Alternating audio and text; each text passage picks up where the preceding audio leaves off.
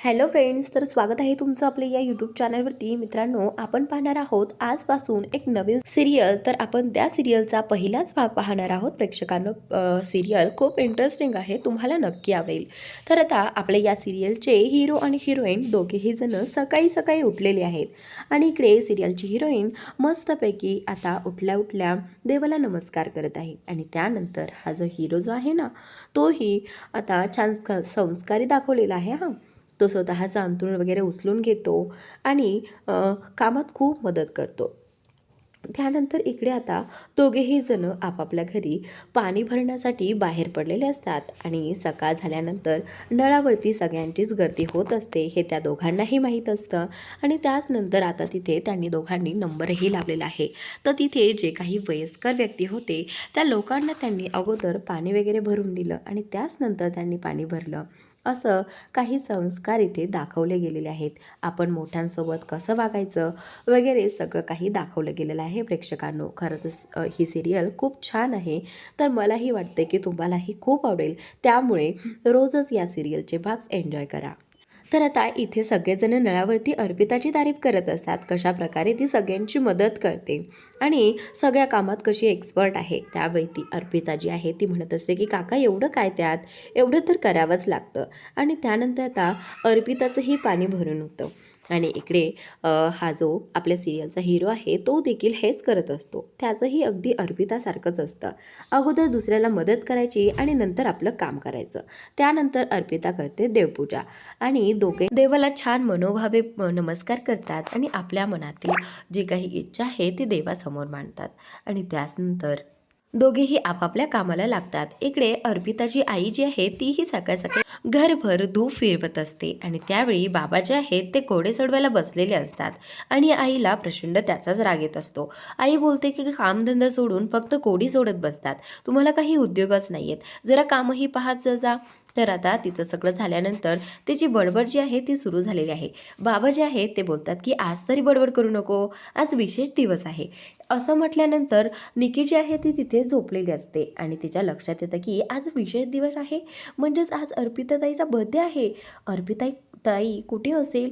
तर आता निकी जी आहे ती उठते आणि पळते आणि सगळ्यांना विचारू लागते की ताई कुठे आहे. त्यावेळी इकडे तिची वहिनी जी आहे ती मेकअप करत असते आणि दादा जो आहे तो दाढी वगैरे करत असतो आणि तो सांगतो की नाही, मला माहीत नाही. आणि त्यानंतर निकीला कळतंय की ताई कामासाठी बाहेर गेलेली आहे आणि त्याचवेळी आता निकी म्हणते की आज ताईचा वाढदिवस आहे. तर आता तिला कळतंय की आज ताईचा बड्डे आहे असं म्हटल्यानंतर तिची आई पाठीमागून ओरडते आणि म्हणते की तुला माहीत आहे ना, या घरात अपशकुनी माणसाचे बर्थडे सेलिब्रेट केले जात नाहीत. त्यानंतर आता इकडे एक बाई जी आहे ती रिक्षेतून उतरून डायरेक्टली भाजीपाला मंडईत गेलेली आहे आणि तो रिक्षावाला ओरडत आहे की ताई माझे आणखीन 6 रुपये द्या. त्यानंतर इकडे ती बाई जी आहे ती 1 रुपयाही त्याला परत देत नाही. तर ती भाजीवालीकडे येते आणि विचारू लागते की ही भाजी कशी आहे. तर आता ती जी आहे ती भाजीचा भाव व्यवस्थित सांगत असते, पण ही बाई जी आहे जरा जास्तच उद्धट असते. तिने कितीही भाव सांगितला तरी ती बोलत असते की नाही नाही, एवढे असतात का कुठे, हे पहा जरा कमी सांगा. त्यानंतर आता ती बाई बोलते की नाही हो ताई, मी कमीच सांगितले आहे आणि मी जरा कमी सांगितले तर मला कसं परवडेल ना. त्यानंतर आता इकडे जी बाई आहे ती बोलते की ठीक आहे, द्या मला गवार द्या. तर त्यानंतर आता ती बाई गवार द्यायला जाते आणि ही बाई स्वतःच्या पिशवीतून चुंबन काढते आणि ते चुंबन आता तिच्या तराजूला लावते आणि तिला आता असं दाखवायचं आहे की ही बाई ज्युलर आहे, चीटर आहे.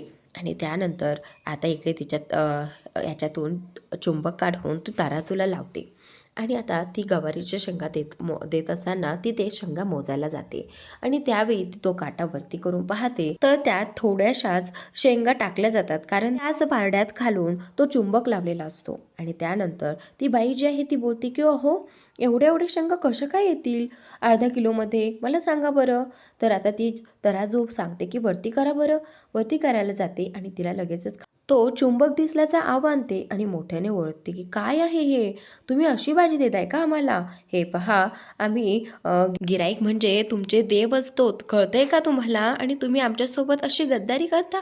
त्यावेळी आता ती जी बाई आहे ना ती खूप घाबरलेली आहे. खरं तर त्या खूपच इनोसंट असल्यासारखं असतात, खरं तर त्या शांत असतात, पण त्यांना आता ह्या बाईसमोर काहीही बोलता येत नाही. ही बाई खूप ओरडाओरड करायला लागते आणि सांगू लागते शेजारीच्या पाजारच्यांना की ही बाई पहा आपल्याला कशा भाज्या देते. ही खूप मोठी झोलर आहे. आता मी हिला पोलिसांकडे देते, असं ती म्हणत असे. त्यावेळी आता तिथल्या शेजारच्या बायका म्हणतात की अहो मॅडम, हे पहा ह्या आजी अशा नाही आहेत. पहा ना त्यांच्याकडे पहा, त्या किती इनोसंट आहेत. त्यानंतर ती जी समोरची बाई जी आहे ती बोलते की हो ना, अहो मी खरंच मला नाही माहिती हे चुंबक कुठून आलं, पण माझं नाही आहे ते चुंबक. ती खूप घाबरलेली आहे आणि ती घाबरत घाबरत बोलत असते. पण ही जी समोरची आहे ती माज दाखवत असते. ती बोलत असते की हे पहा, जर पोलिसाच्या ताब्यात द्यायचं नसेल तर तुम्हाला आजपासून मला रोज भाजी द्यावी लागेल आणि तीही फुकट. चालेल का शिक्षा म्हणून?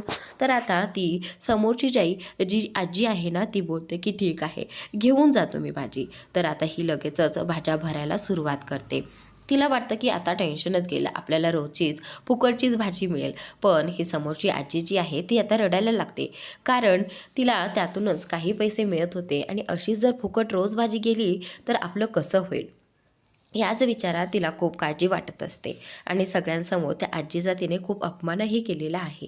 त्यानंतर आता ही जी बाई आहे ती तिथून जायला लागते. तर आता इकडे अर्पिताने हे सगळं पाहिलेलं असतं. ही जी बाई आहे ती फार उद्धट आहे. अर्पिताला ती अजिबात आवडलेली नाही आहे. ज्यावेळी ती चुंबक लावत होती त्याचवेळी अर्पिताने तिचा व्हिडिओ काढून ठेवला होता आणि त्यावेळी आता इथे ही जी अर्पिता आहे ती तिला थांबवते. बोलते की हे पहा काकू, खरं तर तुम्ही हे जे काही केले ना ते चुकीचं आहे. तर त्याचनंतर आता ती बोलते की हे पहा, हेच केलं ना तुम्ही, हे चुंबक स्वतः लावलं आणि सांगतायत की आजी झोलर आहे. तर आता अर्पिता जी आहे ती सगळ्यांना तो व्हिडिओ दाखवते जे या बाईने तिथे केलं होतं. तर आता बायकांना विश्वास बसला की खरंच त्या आजी खोटारड्या नाही तर हीच बाई खोटारडी आहे. त्या बायका बोलू लागतात की आता हिलाच पोलिसांच्या ताब्यात द्यायला हवं. त्यानंतर इकडे ही जी अर्पिता आहे ती बोलते की थांबा, नाही आता त्याची गरज नाही आहे, पण काकू तुम्ही त्या आजीची माफी मागितली पाहिजे. तर आता इथे हिला दिसते की आता माझी चूक आहे, सगळ्यांसमोर आल्यानंतर माफी तर मागावीच लागणार. तर ठीक आहे ती बोलू लागते. नाही, अगोदर ती नाही म्हणत असते, पण ती बोलते की जर नाही मागितली तर मला पोलिसांना फोन करावा लागेल. तर आता ती बोलते की ठीक आहे. तर आता ती लगेचच त्या आजीकडे जाऊ लागते आणि आजीच्या समोर जाऊन ती जी बाई आहे समोरची ती बोलते की मला माफ करा, माझ्याकडून चुकलं. हात जोडून आजीची माफी मागू लागते. पण अर्पिता बोलते की नाही, त्यांना ऐकायला गेलं नाही, जरा मोठ्याने बोला. तर ती बोलते की नम्रपणे माफी मागा. तर समोर आजीच्या समोर जाऊन ती हात जोडून माफी मागायला लावते. हे पहा मला माफ करा, माझं चुकलं, असं म्हणत ती तिथेच भाजी टाकून तिथून निघून जाते. तर ती बाई गेल्यानंतर अर्पिताला इकडे आजी म्हणते की खरंच मी तुझे कसे आभार मानू मुली, मला कळतच नाही. त्यानंतर आता इथे अर्पिता बोलते की नाही आजी, त्याची काहीच गरज नाही आहे, तुम्ही काहीच चुकीचं केलं नव्हतं. इकडे ही जी बाई आहे ती अर्पिताला घुरून घुरून पाहत असते, म्हणत असते की आज तुझ्यामुळे माझी नाचक्की झाली आहे आणि माझी बेइज्जती झाली आहे, तुला मी सोडणार नाही.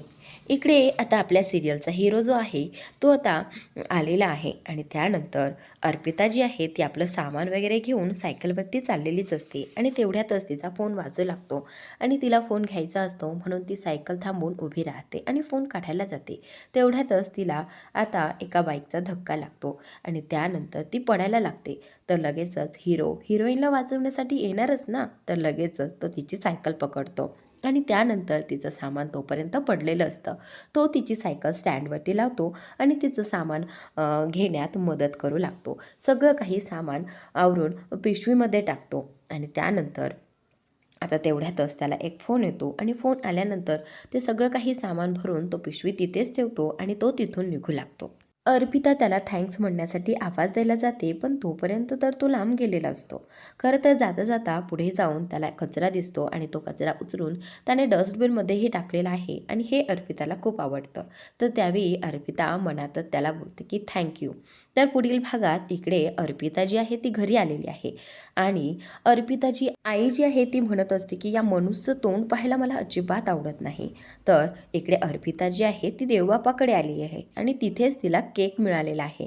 तर त्यावेळी आता देवाला म्हणत असते की थँक्यू बाप्पा, तू माझ्यासाठी कुणाच्या तरी बेस्ट विशेष पाठवल्यात, असं म्हणत. तर आजचा भाग इथे संपलेला आहे. पुढील भाग नक्की पहा आणि चॅनलला सबस्क्राईब नक्की करा. Thanks for watching.